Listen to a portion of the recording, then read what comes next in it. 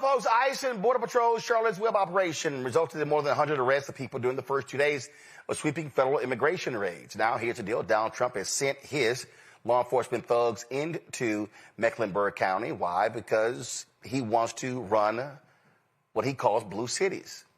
Some of those detained claim they are here legally. Having federal agents conduct raids not only disrupted the lives of those taken into custody, but also affected the lives and businesses of people across the city. Local officials made it clear that Charlotte Mecklenburg Police and the mayor's office do not support these tactics and were not involved. Governor Stein dropped this video with regards to what is happening in his state.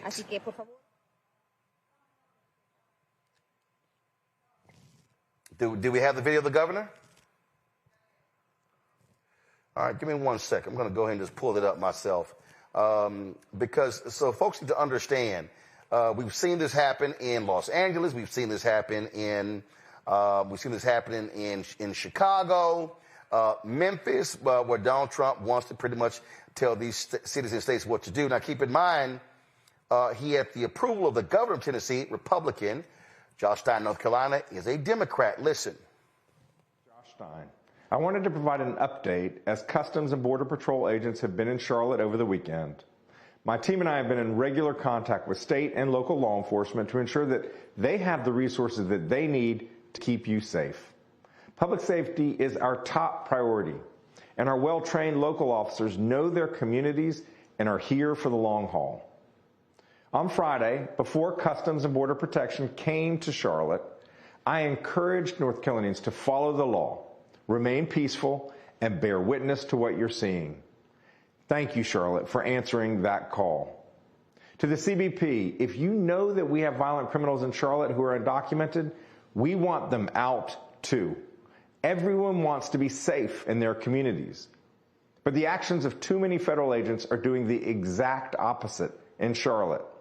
We've seen masked, heavily armed agents in paramilitary garb driving unmarked cars, targeting American citizens based on their skin color, racially profiling and picking up random people in parking lots and off of our sidewalks, going after landscapers simply decorating a Christmas tree in someone's front yard, and entering churches and stores to grab people.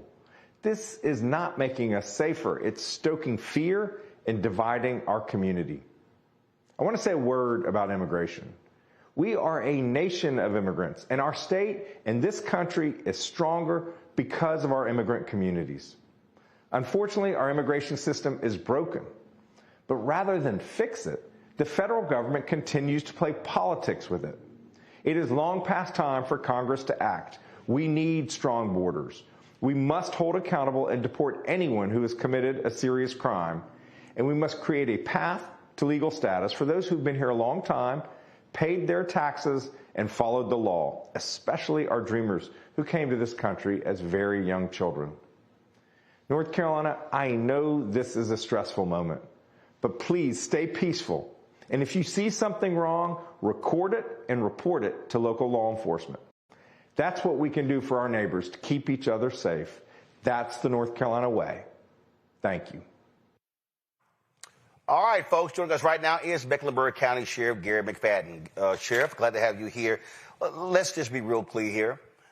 Republicans, in this case, MAGA, Donald Trump, they love talking about local control, big government. But they don't give a damn about local control when they are not the ones who are in charge. And this is a direct assault on you were elected by the people of the county. And so they chose you for how you want to conduct law enforcement, pure and simple. You're absolutely right. Thank you for having me, my brother. I just talked to the two other African-American sheriffs, the two other black sheriffs that they will be targeting later on. Everyone should know in 2018, North Carolina saw something that they've never seen before. 8 black Democratic sheriffs took over every major city in North Carolina. So let's be clear. They will target us, and they will continue to target us until our people who become unafraid and talk about what is happening with this country. And that's the problem.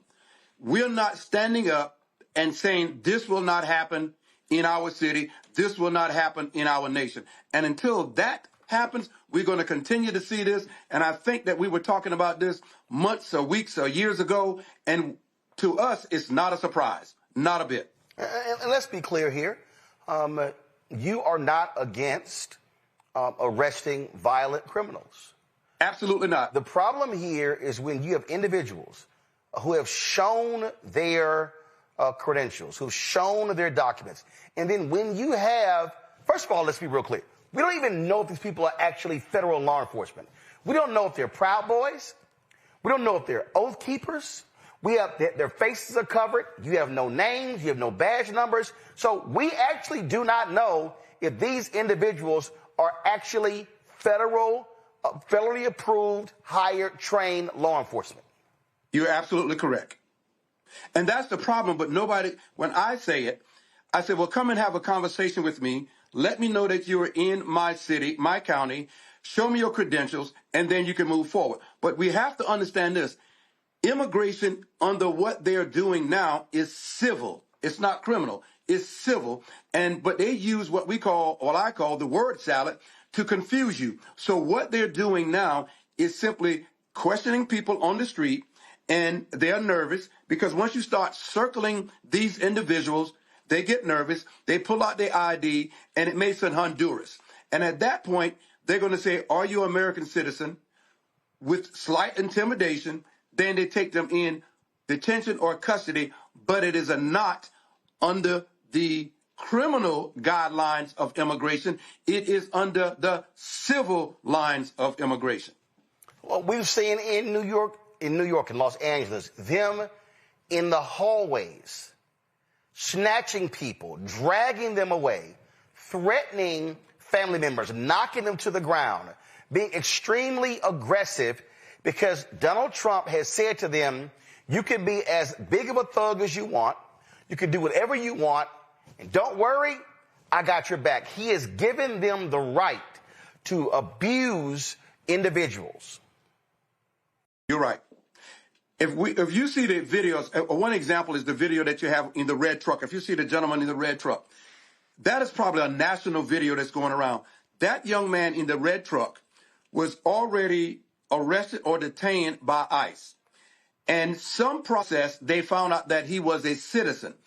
And so they allowed him to leave and go about his business. So this video right here. This video right here. First of all, they bust his window out. All right, they bust his window out. Now keep going. Well, let me back up. See, this is his second confrontation with ICE within a few minutes. So imagine this. You have already been detained or arrested, and ICE finally finds out that you are a legal resident of Mecklenburg County. So you walk back to your red truck. When you get back to your red truck, another group of Custom and Border Patrol confront you, bust out your window, and then drag you out. But think about this. That person was never arrested for anything. Now, who pays for his window? Right. In fact, I saw this one story where a business owner had a bakery. He shut it down and now is carrying around his U.S. passport because they are stopping people on the street. Do you speak English? Do you speak Spanish? I mean, what is happening right now, and there's some people who are watching, there's some black people who are watching, who are virally anti-immigrant. And what they're saying is, well, guess what? We don't know, throw those folks out. But they are stopping U.S. citizens. They are demanding your papers. What they are doing in Charlotte and Chicago, we saw it in L.A., with the approval of this arrogant white right Supreme Court, they are doing the exact same thing that the racists in South Africa did during apartheid by forcing black South Africans to carry their papers around, and they could demand their papers. Not just cops, but anybody white in South Africa could demand their papers to see, oh, are you here? And not only these ICE folks who we don't know law enforcement, you got regular, ordinary folks, white folks walking around saying, show me your papers. And you don't show them to me, I'm calling ICE on you. Well, I don't think you have to go back to South Africa. It hasn't been that long that we were walking in America, and if you were on a dirt road back in what we call the Jim Crow or back further, you had to have your papers. And the bakery is a prime example. And the reason that they target that bakery is because that is my first stop after being elected at Matoldo's Bakery. No, so we're not hiding these things. We know why we're being targeted, and we know why certain people are being targeted. But until we stop being afraid and speak out, it is going to continue. I saw the police chief of Broadview, Illinois. Same thing, black man. They were so arrogant, they, just as you said, they wouldn't even talk to him. They wouldn't even consult with him. Then they said they were overtaxing local police by demanding that they do certain things. And so that was a video of a Department of Homeland Security ICE Barbie, Christy Nome, going to a Broadview city building to use the restroom. They said, no, you're not coming in. And they had an attitude about it. Well, I was with them. If you're so arrogant that you can't even come talk to local law enforcement, and we know how this works. The way it's supposed to work is, it's called law enforcement respect. That is, if you're the feds, when you come into a county, talk to the sheriff. When you come into a city, you talk to the police chief. If you go into a building, you say, who's the head of security? And you have a cordial conversation. No, because of the twice impeached, criminally convicted con man in chief Donald Trump, ICE, the whole deal is they say, screw you, Sheriff McFadden. Screw you, chief of police. Screw all of you. We can do whatever we want, when we want it, and y'all should shut up and stand down and back up because we don't care what you think. That is literally their attitude. That is the attitude. We had a better relationship. Let me divide the two. ICE sat down with me on October 17th, and so we have a better communication. The simple thing I said was to have Border Patrol come and talk to me also to say that we're here. Because here's what's going to happen, and I'm hoping it didn't happen so far. Somebody's going to get in a confrontation, and my deputies may arrive on the scene, and we're going to have that same analogy. I asked him to show me his hands, and he didn't. Imagine if one of my deputies shoot and kills one of these people, and they just so happen to be a federal agent. We don't know that. They're in jeans, they're in T-shirts, and as you say, nobody has vetted them out. They're just here. Nobody's seen their faces, so it is a very volatile situation. I want to make a point again and again for people who don't understand how things happen. If the feds are going to conduct a raid, a targeted raid, normally what they do, and just tell me if I'm wrong, they come to you, sheriff, this is what our plan is. These are the folks we're targeting. This is the day. This is the time. This is the type of support we would appreciate from you and your deputy sheriffs. That could mean blocking traffic, holding people off. It could mean serving as support personnel in any way. There are different ways this is done. That's not what's happening here. They are literally roaming the streets of Charlotte, stopping at any given point, no plan of action, nothing, and it's kind of like, oh, they look Mexican, they look Venezuelan, we're going to walk up to them and accost them. You're exactly right. And the plan is this. Here's what I said, and I know that people are going to laugh when I say this. If you want to do an operation, I probably got 500 outstanding warrants in my warrant repository. So stay 2 more days, and let's go out and find the violent criminals that a judge has signed a warrant for their arrest, and we'll go and find them. Then you can say that we came and did a project and you made a city safe. But you have to understand, this is a civil process, so all that they're doing is using a profile tactic to speak to these people, and after they're talking to them, they get nervous, they pull out their ID, and they say, yes, I'm from Honduras. And what? Then they take them off, but it is a civil process and not a criminal process. Here's a video, this is from FNTV, of ICE agents chasing a flower shop owner into the woods, and it was bystanders who shamed them and caused them to step away. This is unbelievable. Yeah, pull it up. Come on, guys.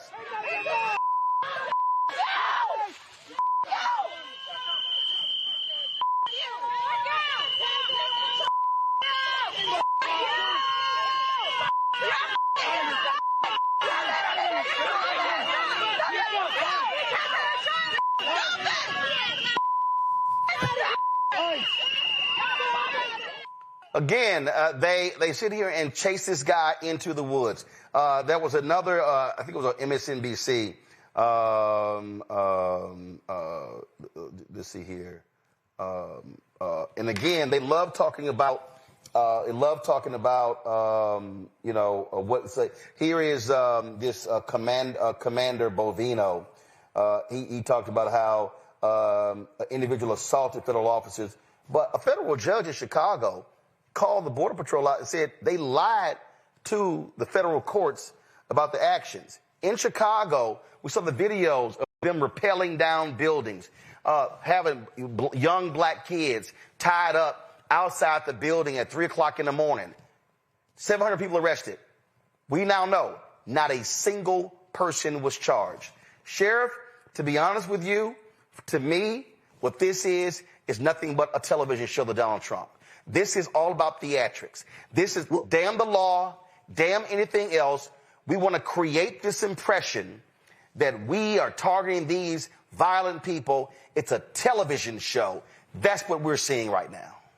Well, it absolutely is, because 130 people. I know somebody thought it was 80 to 90. Well, as of the day, it's 130 people.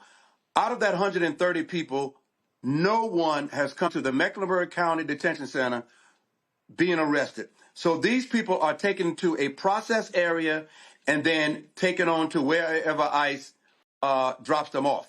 But if you want to know how many people were prosecuted out of the 130 people that were arrested in the last 3 days, you should ask them, how many people have been prosecuted? This is a civil process that is going to continue. So it's a numbers game. Unbelievable. Sheriff McFadden, we surely appreciate it. Thanks a lot. Thank you.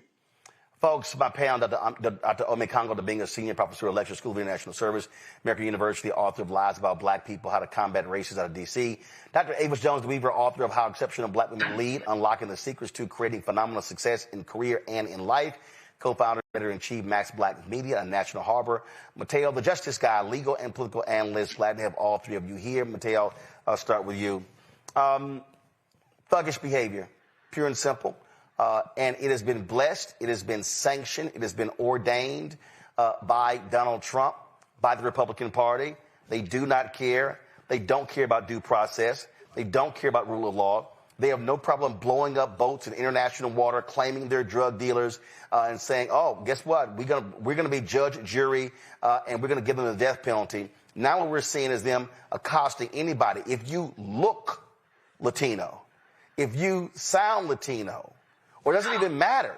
Mateo, look, if they look at you, they look at me, these so-called ICE agents could say, oh, show me your papers. Show me your ID. Are you an American? That's what's going on here. For sure, it is what's happening. We've seen it in Los Angeles. We've seen it in Chicago. Now, unsurprisingly, we see it in Charlotte. And what you're saying, that profiling is not just bad for the obvious reasons, but because it's bad because it's a distorted interpretation of an already bad Supreme Court decision that talks about that back in September talked about the totality of circumstances that allows ICE agents to pretty much do whatever they want. And from there, they've expanded their tactics to fully, not just borderline, but fully unconstitutional. Usually in Charlotte, the people, the ICE agents walking into somebody's front yard, no judicial warrant, probably no warrant at all. The fact that they're asking people, are you a citizen? Yes, law allows them to ask somebody if they are a citizen, but without reasonable suspicion, there is no obligation for that person to talk, and yet they do it. They push, they press, and if you don't answer, they will detain you.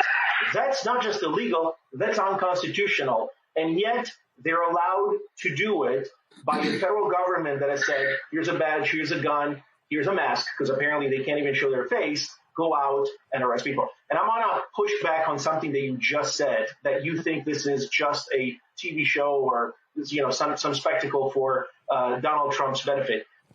I wish it were. I think it is part and parcel with what Project 2025 wanted to do. It is a play-by-play act out of the blueprint of Project 2025, which has much more ominous objectives than just entertaining Donald Trump. Well, that I think is the reason I say TV show is because, first of all, we know for a fact that he picks cabinet officers based upon looks, how they look and sound on television.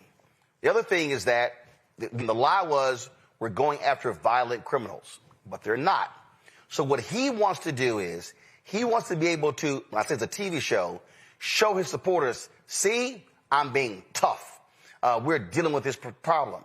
But when you look at the actual stats, Biden, White House, deported more people. They arrested more people, but they didn't turn it into a video spectacle. You have the Department of Homeland Security. They travel with more videographers than I do. So their whole deal is we're going to create, that video they put up of them rappelling down the building. They put together a Hollywood-style video to show how we're being tough.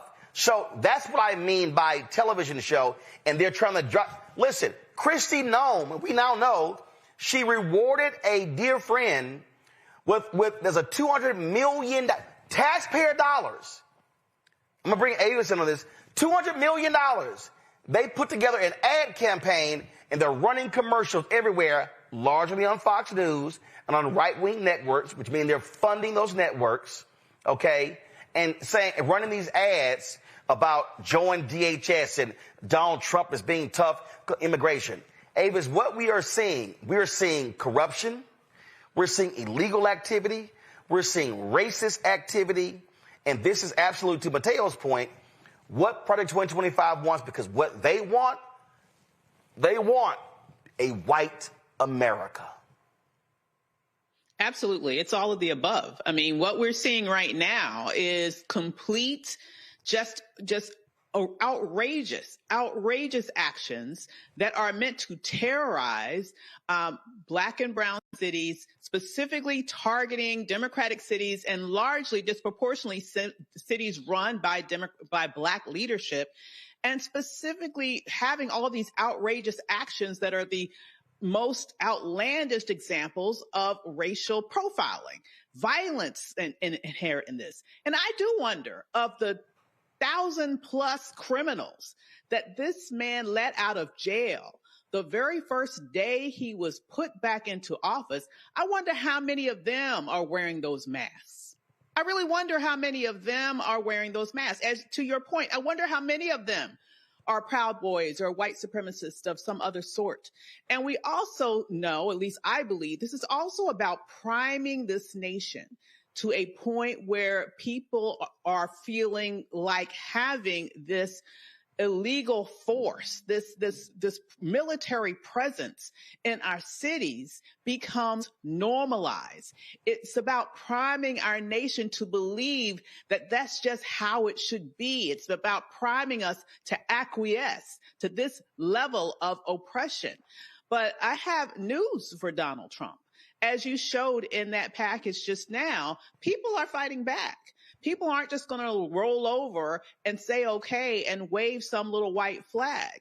The individuals in these cities are seeing what's happened here as something that is outrageous, and they themselves are pushing back accordingly. I'm in Congo. I'm looking at this here. This is a tweet. An off-duty ICE agent, go to my iPad, Anthony, threatened a random Hispanic teenager with a gun as he was driving. He pulled him from the vehicle and started to demand that he prove he was here legally.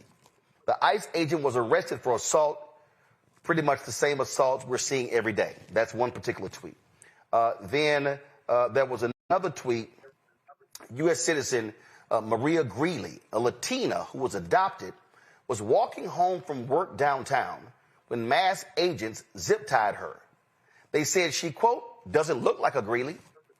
This is the Chicago Tribune. This is how the government treats people under current deportation policies.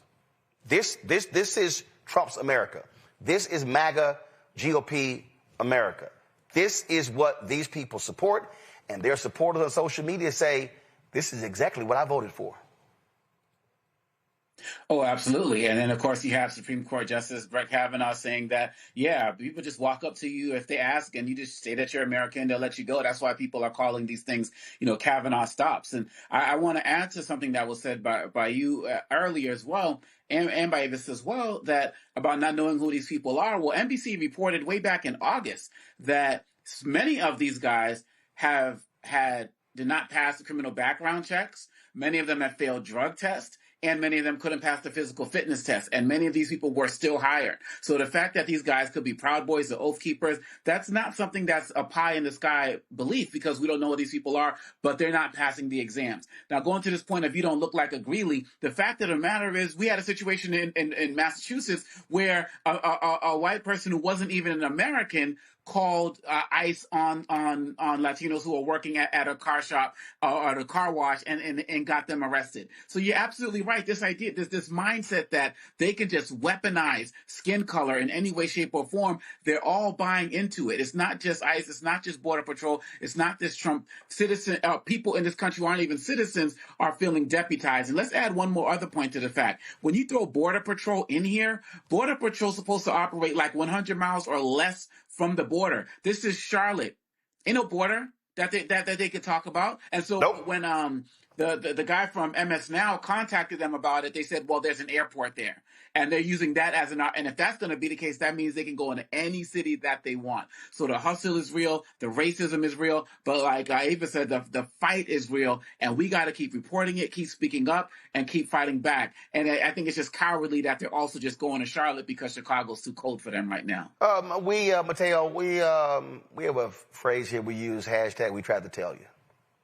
And it's a bunch of Latinos in America who need to be listening to that. CNN talked about Trump's approval ratings being down. He's negative 30 points with Latinos. And I'm sitting here going, matter of fact, I think MSNBC did an interview with one guy, I saw it earlier, who voted for Trump, and now he's angry and upset because he's being accosted because he's Latino. Mateo, here's my problem. They told everyone this is what they were going to do. And the problem is, a bunch of Latinos in America said, oh no, wait a minute. But they said those people were going to be targeted.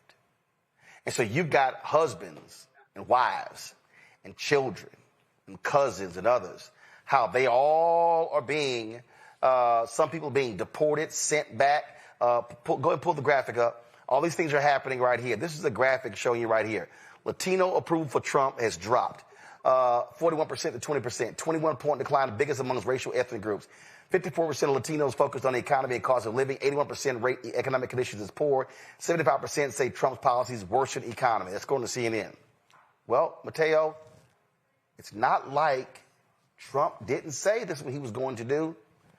They didn't believe him. Black people did, but they didn't believe him. You know, I think it's incredible that it's not farther down. Right. Trump said after the worst of the worst, and everybody told him that wasn't going to be the case, and Latinos are now suffering the consequences from it. Those that voted for him, those that didn't vote for him, everybody is in the net. But it's the same thing, by the way, that happened to people that were federal workers who said, I'm going to vote for Trump because of this, and then they suffer the consequences, and now, oh, I wasted my vote. So, yes, we can look at Latinos, and we can look at this, thuggish government. But I would urge everybody, the point is to you, I would urge them to zoom out and say that today it's the Latinos that have been lied to, that have believed the government that should not have been believed, and have been lied to and now are suffering the consequences. Today it's them. Tomorrow it could be anybody else. I consider myself unduly privileged, but I also know that I am one of the people that could follow in the net at any time in the future, and that is why it is vitally important to, number one, stay informed and understand your rights, and number two, speak up.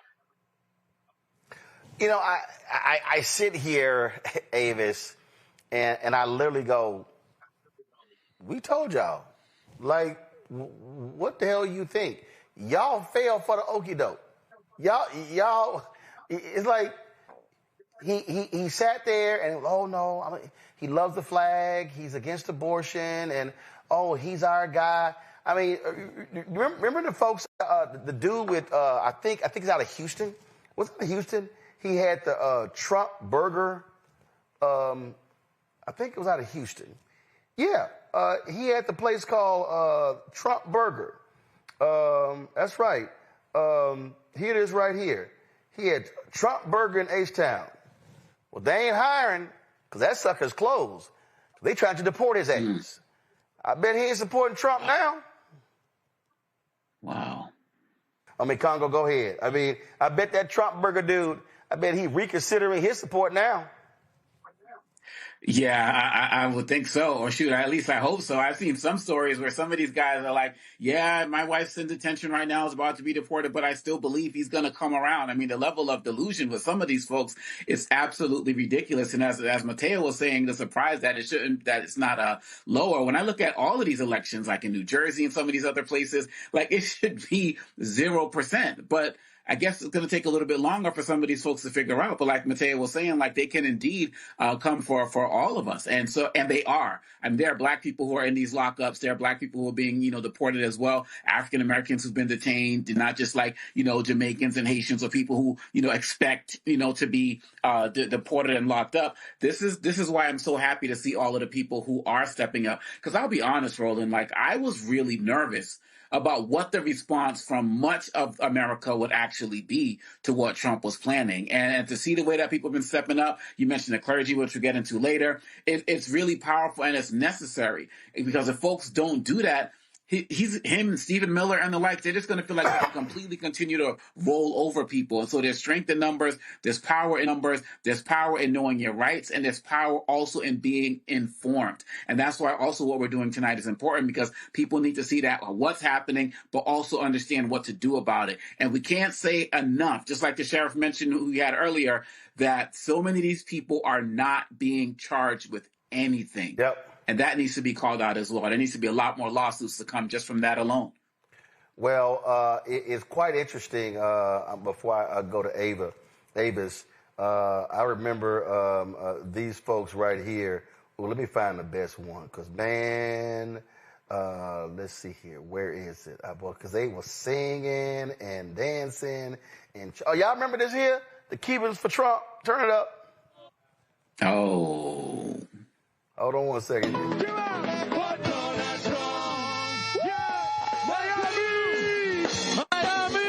Oh, they were hyped. They were hyped till Trump said, I'm sending y'all asses back. Lord have mercy. That will go down in history as the biggest L in politics ever. I mean, I can't even, here's the thing, particularly about what happened, I think a lot of times with Cubans, with Venezuelans. Let's just call a thing a thing. The reality is there is an element that is seduced by white adjacency in this nation, that believe that they could disappear into whiteness and would then not be held into the same and experience the same level of attacks that maybe a Mexican person would under a Trump administration, perhaps. And I would just have to say, this administration has shown that when they, had those signs during the RNC that said mass deportations now, there was no asterisk that said except Cubans. There was no asterisk that said except Venezuelans.